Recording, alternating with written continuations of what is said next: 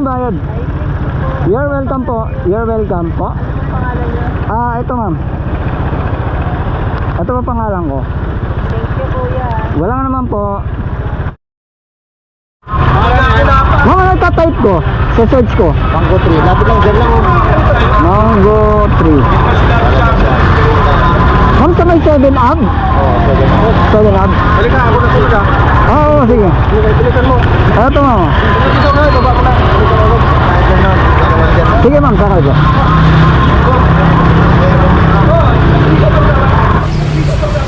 Bilisan mo! Ako na sunod! Okay ka na ma'am? Okay na magbayad, ma'am. Saan pinapahid mo hanggang dun ma'am? 50 po. 50 ngayon, wala kang babayaran ma'am. Sa akin ka natapat kasi. Ano po kayo? Content creator ako ma'am. Nag-aatid ako rin ng mga ng mga papasok sa trabaho. Lalo na yung mga yung mga late na. Mga late na. Oo, yung mga nananakbo na. Late ka na ba ma'am? Hindi ko kasi naalala ko coding kasi ako ngayon eh. Coding kayo kaya nagmotor kayo. Opo. Ibig sabihin, pag coding lang saka kayo nagmomotor. Opo. Ano oras papasok niyo ma'am? 10. 10? Naku, malapit na.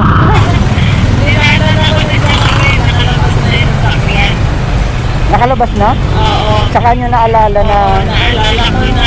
coding kayo. Oo. Monday pa lang ngayon. Naku, buti. Buti na lang yung mga influencer. Medyo na kayo. Uwi na ako na kayo. Hindi ka nakita. Oo. Ibig sabihin nakalusot ka. Oo, si dalawa. Kasi yung C5 meron sa kahit ng pagbigo. Hindi ko po sila bigla eh. Hindi nakalusot ako.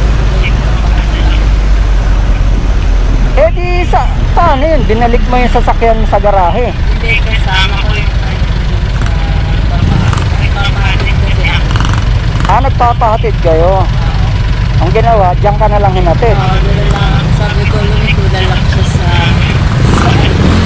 restaurant. Yung sasakyan na